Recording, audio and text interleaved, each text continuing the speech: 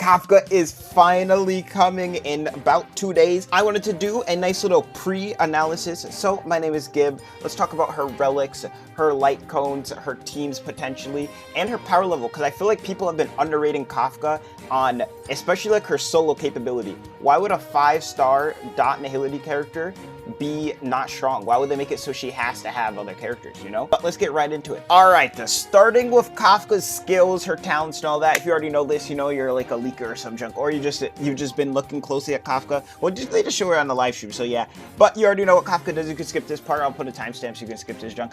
But Kafka, she has follow-up attacks. She has dot re-enable, or a re-popping of dots, or DOTs, whichever you like to call it, damage over time if you don't know what dot means.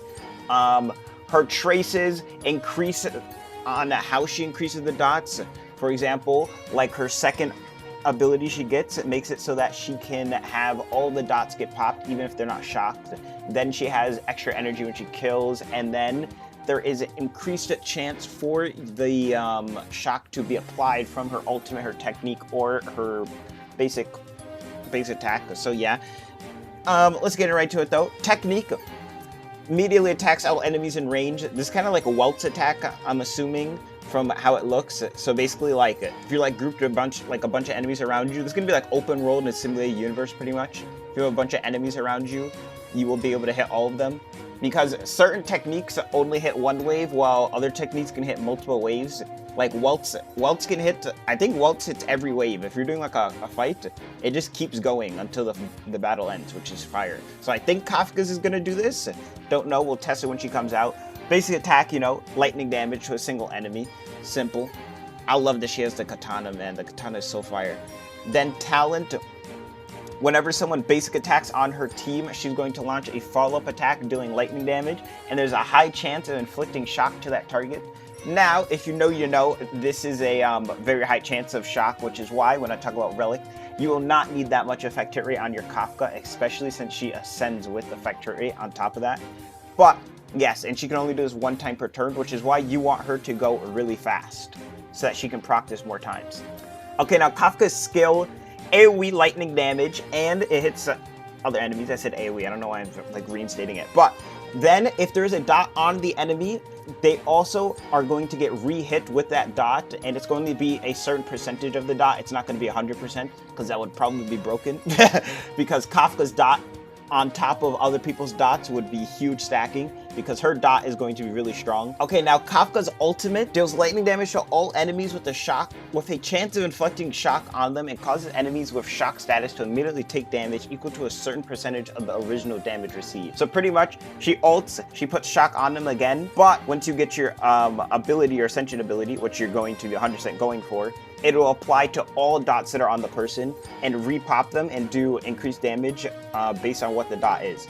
And then she also has the shock from this ult. So it would be the shock from the ult. If there was shock on them, it'll get reapplied and do damage. And she will add a dot from the ultimate, which is a way stronger shock. So she pretty much has 3 shocks. She has the shock from her follow-up attack. She has a shock from her skill, and then she has a shock from her ultimate. And then she'll have shock from her break. So that's going to be 4 shocks she's going to have. I don't know how this is going to look like in combat, like which ones overlap or don't overlap. Now, why should you play Kafka? Let's get into some Kafka pros and cons here. Pro number 1, Kafka is love.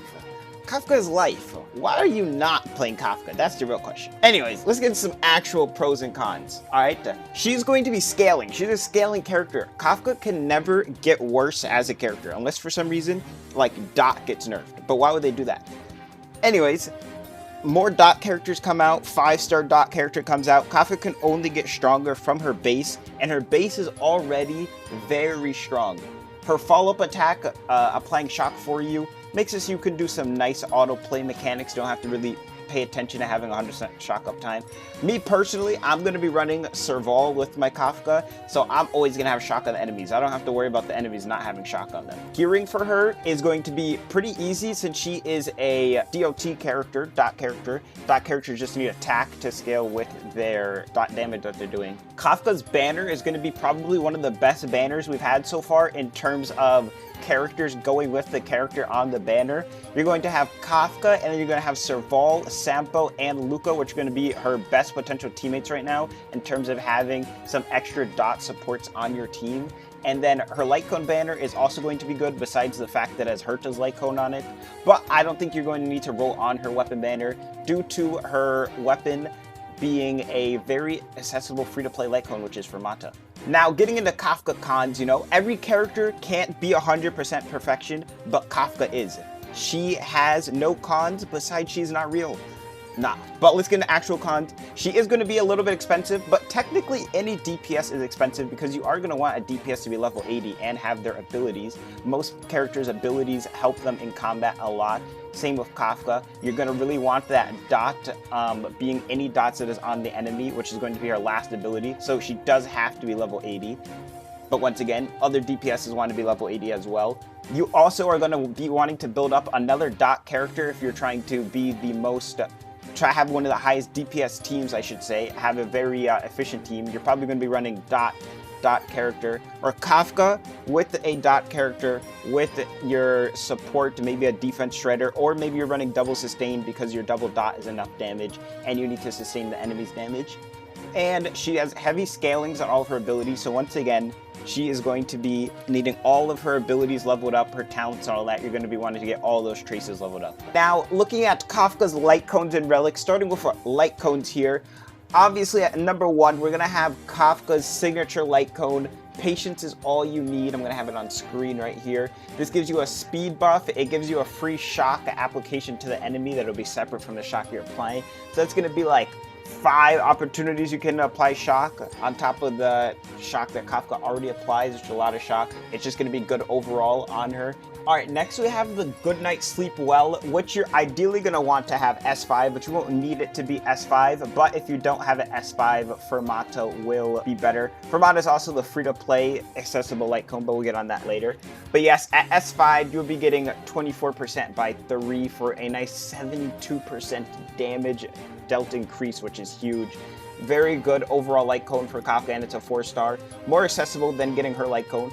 But the most accessible Lightcone is going to be the Fermata. You can get this from the Abyss shop, and you can get this all the way up to S5. This is what I'm personally going to be using. Going to give you 32% damage increase if people shock or win. So if you're using something like a Sampo on top of your Kafka, you're also going to have this damage percent, but she's going to be applying a shock, so you're going to have this uptime like pretty much 100%. And on top of that, it gives you a nice 32% break effect for free as well. Alright, and 2 other options we're going to have here for Kafka is going to be In the Name of the World, which increases your damage percent on debuffed enemies by 24%. And when you use your skill, you get effect hit rate for the skill, and your attack increases by 24%. This is just going to be a good stat stick, as you know, 5 stars have higher stats than 4 stars. And then on top of that, you're going to have the damage percent. You probably won't have superimposition on this unless you're a whale. If you do, you know, you will be benefiting from 40% increase. But if you're a whale, you're probably going for a signature Lightcone, to be honest, you know. This is probably already on your welt, but it is a usable option that will be available. And lastly, we have Sampo's dedicated Lightcone, or, you know, his Lightcone with his picture on it, which increases your effect hit rate and then increases your dot by 24%. This is an overall good Lightcone, you know, 24% damage increase. If you get this up to S5, you'll have 40% effect hit rate and 48% increase on your dot. Kafka doesn't really need effect hit rate because she has such a high chance to already apply her dots, and she's going to be getting effect hit rate from leveling up, so do keep that in mind. Alright, now getting into Kafka's Relics here. Kafka's build is going to be very simple. Her best in slot is 100% going to be 4-piece Band of the Sizzling Thunder, looking for attack substats and potentially some break effect substats for when you're playing against lightning weak enemies. On your feet, you're going to want speed, so you can hit that 134 speed threshold to get those extra turns in those cycles. And then on your body, you're going to go for attack percent. Crit builds have been looked into, but the safest is going to be 100% just going for attack percent on your body and speed on the boots, so that you have a consistent build and you don't have to worry about anything else. And then looking at planar ornaments here, you have mainly just Space Ceiling Station. It's going to be the safest to go. 120 speed is super easy to reach. That's just from getting boots on. You're going to get extra 24% attack from this. But some other options that may be potentially usable is the Break Effect set and Fleet of the Ageless for overall team attack. But Space Sealing Station is going to be the safest, with your Link Rope being attack percent and your Planar Sphere being lightning damage increase. Alright, now lastly here, let's look into some Kafka potential teams. So I have Welt here as my Kafka placeholder because, you know, I can't have a Kafka sitting there. But just imagine that that is a Kafka sitting right there. So this is an example team right here. Oh, also imagine my Donning is a sample because I don't have a sample either. You know, it's tough out here, stuff out here. I'm gonna live when the banner comes out, okay, man, okay? Anyways, so team like this, you know, Kafka, Serval, and Sampo, Natasha, you have a healer, you have double dot characters. You could replace this too with sustain if you needed it, but this would be a solid team. This will go crazy. This will do a lot of damage. You have another shock applier, and then you have Sampo for the wind shear applied, and then you have Kafka reapplying those dots on top of that, and then you have a healer, you know, just Natasha, you know, good filler, my girl Natasha.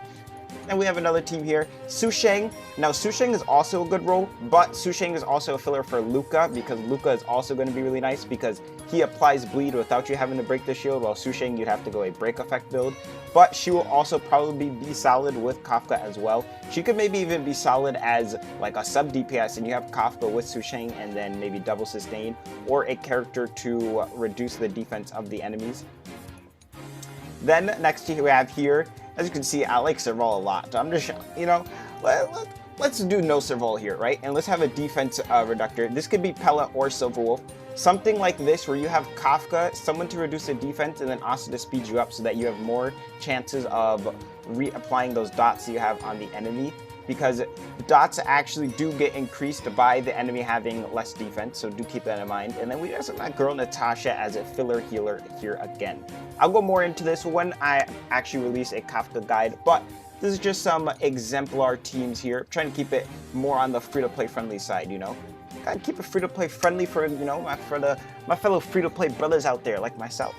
Alright, hope you guys enjoyed this little pre-release for Kafka. Gonna have a guide for when she comes out. I'm super hyped for Kafka. I will be pulling for her when she releases. I have 35k Jades. I am going all in, but I'm not really going all in because I'm just getting me a Kafka. If she comes first temple, and I'm off of the banner, I'm just chilling, you know. I'm free to play out here, so we gotta, you know, gotta keep them Jades up. I'm not gonna go full empty, but you know, maybe I'll dabble a little bit here and there. Hopefully, I get some Luca, some Sampo, because I don't have any, you know, I don't have it. My Serval's already E6, so, yeah, surely, whatever. But, yeah, I will be there live, twitch.tv/gibbb. Goodbye.